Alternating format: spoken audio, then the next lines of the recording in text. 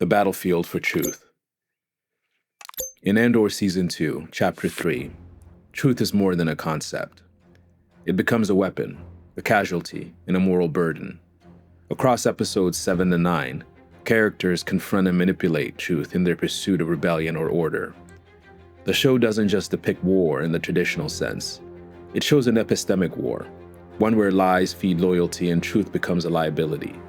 Michel Foucault argued that power and knowledge are inextricably linked. These episodes offer a meditation on who gets to define the truth in the times of conflict and why that definition matters. 1. Syril Karn, Truth by Omission. Syril Karn sees himself as a guardian of order, chasing a cause that gives his life meaning. After Ferrix, he doubles down, convinced he failed because no one else cared. That fixation makes him easy to use. Dedra Meero sees it. She and Partagaz keep Syril in the dark on purpose. They give him just enough to believe he's cracking a real case. He thinks he's undercover, using his Bureau of Standards post to infiltrate the Gorman front and help Dedra score a major win. In his mind, every rebel lead brings him closer to Andor, another step closer to justice. What he doesn't know is that Gorman is a setup. The trade war, the rebel buildup, even the smuggling routes, they're all engineered by Krennic's Circle. The Empire isn't trying to arrest rebels. They want the rebellion to escalate. They need a justification to mine the planet, even if it means mass death. The rebels aren't being trapped. They're being baited into violence to justify wiping Gorman off the map and extracting the calcite needed to finish the Death Star. Syril doesn't see this. He sees purpose, but the Empire's manipulation plays on Noam Chomsky's idea of manufacturing consent. Chomsky argued that authoritarian systems don't require full control of the narrative, only selective control of the facts. He also said, the smart way to keep people obedient is to strictly limit the spectrum of acceptable opinion by allowing very lively debate within that spectrum. This shapes perception by withholding information, creating a controlled version of the truth that serves power. Syril isn't deceived by lies. He's trapped by what they refuse to tell him. 2. Mon Mothma, Speaking Truth to Power. Mon Mothma's speech in Episode 9 tries to challenge the narrative. She warns of creeping authoritarianism. She names the oppression that others fear to say aloud. It's an act of courage. She calls the Senate to conscience without piercing the Empire's plausible deniability. The chamber reacts with discomfort. Her words hang in the air without landing. And this raises a deeper problem. Jürgen Habermas theorized the public sphere as a place where rational debate could challenge power. But he also warned that when the channels of communication become controlled or hollowed out, truth has nowhere else to go.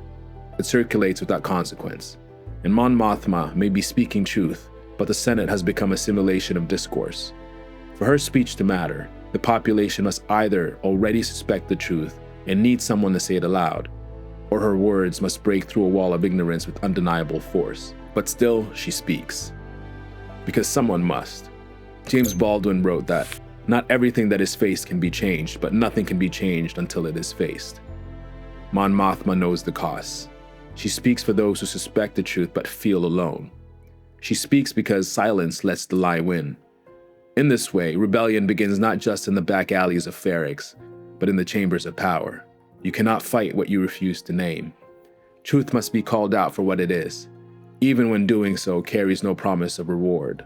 There's also a deeper logic to Mon Mothma's defiance. Viktor Frankl wrote in Man's Search for Meaning, "He who has a why to live can bear almost any how." For Mon Mothma, speaking the truth is the why. It may not change the Senate. It may not shift policy, but it cracks the illusion. It reminds people they are not crazy, that the monster that they all fear is real. At some point, survival within the system becomes complicity. That is the line Mothma crosses. She stops hiding behind procedure. She steps into the open. And with that step, that volley, the rebellion truly begins. Not on the battlefield, but in the minds of the people. The court of public opinion becomes its own front. And sometimes, that front matters more than any fight with a gun. 3. Cassian Andor and the Unconscious Lie. In Episode 9 of Season 2, Cassian tells Bix he's stepping away from the rebellion. No more missions, no more running. He says he's done. It sounds final, and she listens and accepts. But what really is happening is quieter, more painful. Cassian isn't quitting, he's lying. And the lie isn't just for Bix, it's for himself. What he doesn't say, and likely doesn't admit even to himself, is that he's doing it for her. He wants her gone, safe, far from the inevitable bloodshed. He tells a story that pushes her away, not by force, but by implication. He manipulates her gently, unconsciously, without recognizing it as manipulation. The way he'd done previously with Nia. Give people a story they can believe in, and they'll write the ending themselves. But it's unconscious. He believes or needs to believe that he's capable of walking away, or else Bix wouldn't believe him.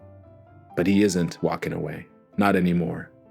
René Girard wrote, "We deceive ourselves first in order to better deceive others." Cassian convinces himself that he's choosing peace, a life with Bix, that he can hand the rebellion back and reclaim a normal life. But his past actions have already set his course. He doesn't know how to live outside the war anymore. And somewhere deep inside, he knows this. So, he initiates a quiet kind of rebellion. One inside the relationship. The stakes have never been higher, and Bix has become a liability if he wants to keep moving forward, wants to keep her safe. By facing the truth with a lie, Cassian sets the stage for a break, a chase for her to walk away. But the choice isn't Bix's to make. She might believe she's the one deciding to leave because she wants him as part of the rebellion, that she's choosing the rebellion, but Cassian frames it that way on purpose. He ends the relationship with plausible deniability. If he had truly meant to leave the rebellion, he would have followed her, the way he once searched for his own sister. Instead, he stays. He heads directly to inspect the reprogrammed KX droid, the one that will become K2SO, just after confirming Bix's safe departure. Cassian creates a fiction, a safe fiction, one where Bix leaves of her own accord, and he is left with clean hands. But that version of events is imaginary. In truth, Cassian made the decision for the both of them. He simply spoke the lie that made it feel like it was her choice. Albert Camus once said, "Fiction is the lie through which we tell the truth." And Cassian's lie to Bix tells us more about who he is than any confession could ever do. He's not detached, he's not done. He's trying to protect someone by becoming someone else. And that lie costs him one of the last real connections he has. The final beat is quiet. Cassian inspects the salvaged KX droid that will become K2SO. He gives no speech, no promise. But in his stillness, we understand. He's back. The war never left him. And now, he's done pretending he can leave it. Andor, Season 2, Act 3, shows us a rebellion in the age of disinformation. Truth is neither fixed nor free here. It's contested, manipulated, sacrificed.